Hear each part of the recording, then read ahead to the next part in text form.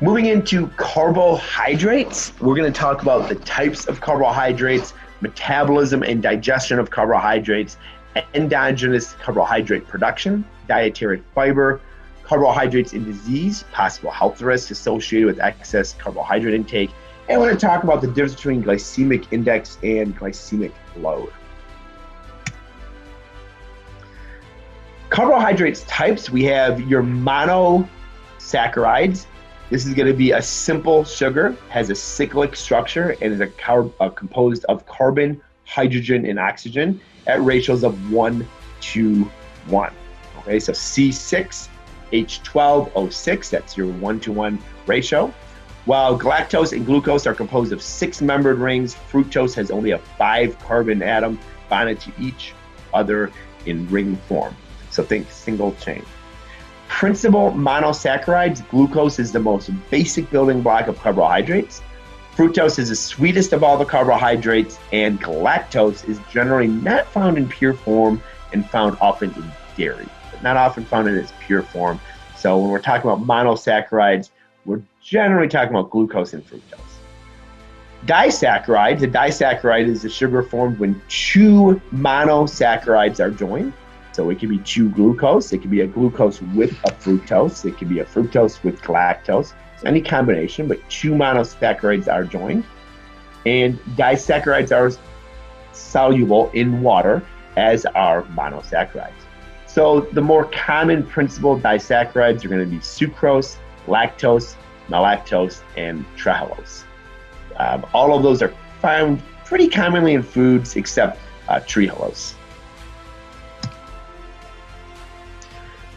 You have your olisaccharides. These are carbohydrates whose molecules are composed of between 2 to 10 monosaccharides. So before we had 1 to 2 equals a disaccharide. For a monosaccharide, it's 2 to 10 for an olisaccharide. Principal olisaccharides are maltodextrins, single chains of dextrose, raffinose, verbicose, found in lentils and beans. Non-digestible olisaccharides, not as susceptible to enzyme breakdown. And those are going to be fructones, inulin, fructoolisaccharides, found in artichokes. And those are also known as prebiotic. They require fermentation to be further broken down. Then we end up with our polysaccharides. These are carbohydrates whose molecules consist of several sugar molecules bonded together. Think 10 or more. So what we're seeing is the primary difference is just how many monosaccharides each chain has. Will identify if it's a di, oli, or polysaccharide. Principal polysaccharides are starch, cellulose, and glycogen. We also have chitin, which is made up of N-acetyl-D-glucosamine. That's a derivative of glucose. It is structurally very similar to cellulose and serves to strengthen and support structures in the body. That's mainly found in fungi, so not extremely commonly found in foods.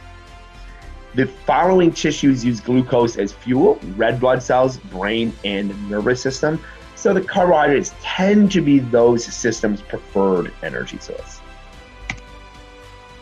So this just puts a pictorial view of your carbohydrate types: monos, unsaccharides, disaccharides, olisaccharides, and polysaccharides. Carbohydrate metabolism and digestion, that starts in the mouth, as does most in all digestion. Most absorbed in the upper part of the small intestine, hydrolyzed to monounsaccharides prior to absorption. So what we're saying here is the majority of your simple or monounsaccharides are going to be digested in the small intestine. Most olisaccharides and polysaccharides, as well as some starch, they're going to resist digestion in the small intestine and pass into the large intestine where they are fermented. So that's where you might have heard of slow digesting and fast digesting. Some are monounsaccharides are digested right in the small intestine, where poly and olisaccharides take a little bit longer as they need to pass through the large intestine. Concentrations of blood glucose in humans is carefully controlled by insulin and glucagon depending on eating and fasting. This is how people or our ancestors were able to go days, sometimes weeks with fasting, as their insulin and glucagon would work codependently with each other, depending on the availability of food to stabilize blood sugar levels. So careful control is maintained through this process.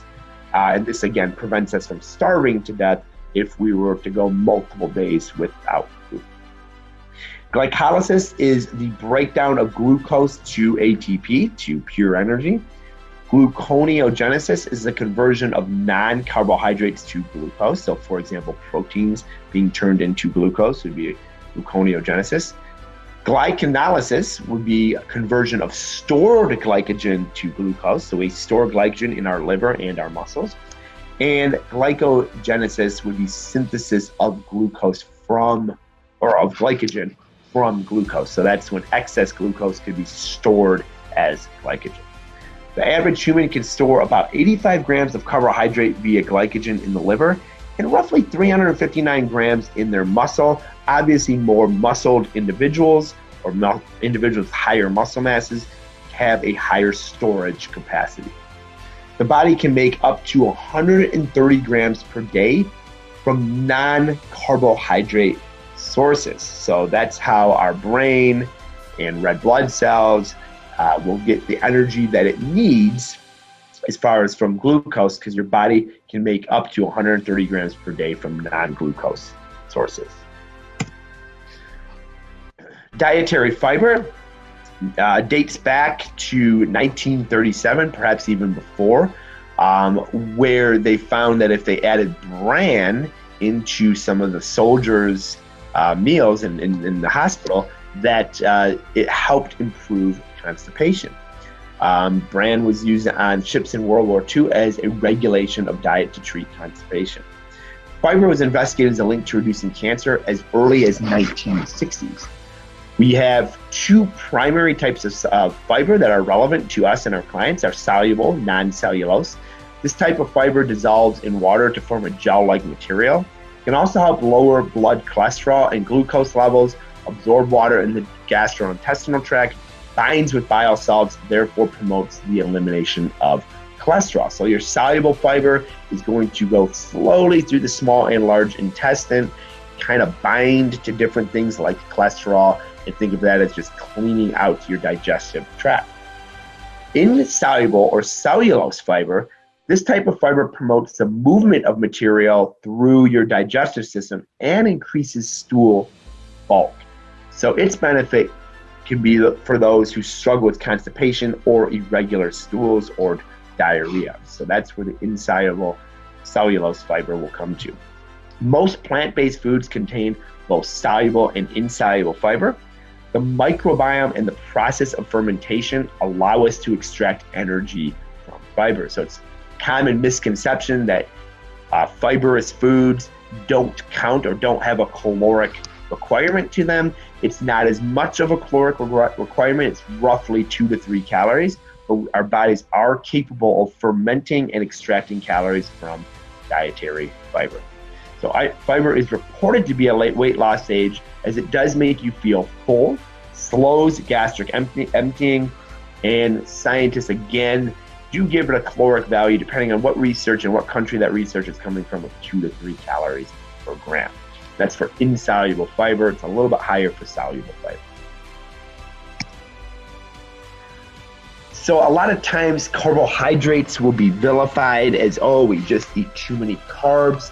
Well, it really goes down to we're eating too many calories. And as our caloric consumption comes up, as is our sugar and carbohydrate consumption coming up, we are also eating more and more less nutrient-dense carbohydrates as we tend to process our foods more and more. So it's not the vilification of the carbohydrate itself, it's the overconsumption of the carbohydrates.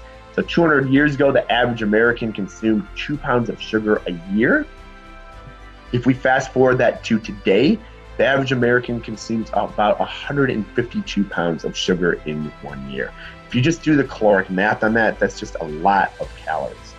So the real problem with sugar, minus the fear-mongering, minus what everything is saying in the media, is the real problem with sugar is fivefold. The more monosaccharides we eat, the less nutrient dense our foods tend to be, because monosaccharides tend to not have a high nutritional density. It's just pure dextrose, or glucose rather. The more monosaccharides we eat, the less our hunger is satisfied.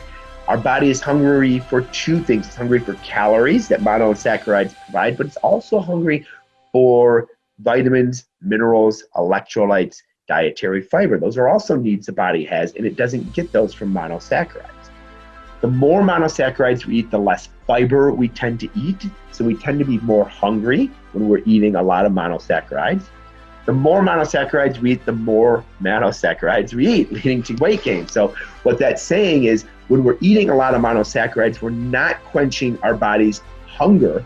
So we tend to be hungrier again, maybe an hour later, and then we eat more monosaccharides and we're hungrier again an hour later. So we just tend to overconsume food when we have a diet rich in purely just monosaccharides. The more monosaccharides we eat, the more off balance our inflammation tends to be. Again, the monosaccharides don't have a lot of vitamins, minerals, electrolytes in them, so they tend to not be very anti-inflammatory. And some of them in high amounts, for example, sugar, can be flat out inflammatory. So sugar consumption itself isn't the issue. The issue is the imbalance of monosaccharides, which are again low nutrient density, with high nutrient density poly and olisaccharides. So two strategies, we could eat less monosaccharides or eat more fiber and anti-inflammatory poly and olisaccharides. So there's a twofold strategy when working with clients there. If we find that they're eating a lot of monosaccharides, we can increase their poly and olisaccharides to balance that out, or we can decrease their monosaccharides and leave their poly and olisaccharides the same, or increase them slightly. Glycemic index versus glycemic load. So you may have heard these phrases before. Glycemic index is the ranking of carbohydrates at a scale of 0 to 100, according to the extent at which they raise blood sugar levels after eating compared to pure glucose. So it's done in 50-gram doses, and it's just thinking, the simplified way to put it is, if I eat a carbohydrate-rich meal, how fast my blood sugar will rise and then fall. Glycemic load is going to take more the total amount of carbohydrates eaten. So it'll take carbohydrates, you'll take your glycemic index, the total amount of carbohydrates, times the glycemic index, and divide it by 100. So think total impact here. So for example, 1 carrot may have a high glycemic index, or 1 teaspoon of sugar may have a high glycemic index. However, it has a very, very low glycemic load, as it's only a teaspoon. So as far as maintaining healthy blood sugar levels, the glycemic load tends to be a better metric.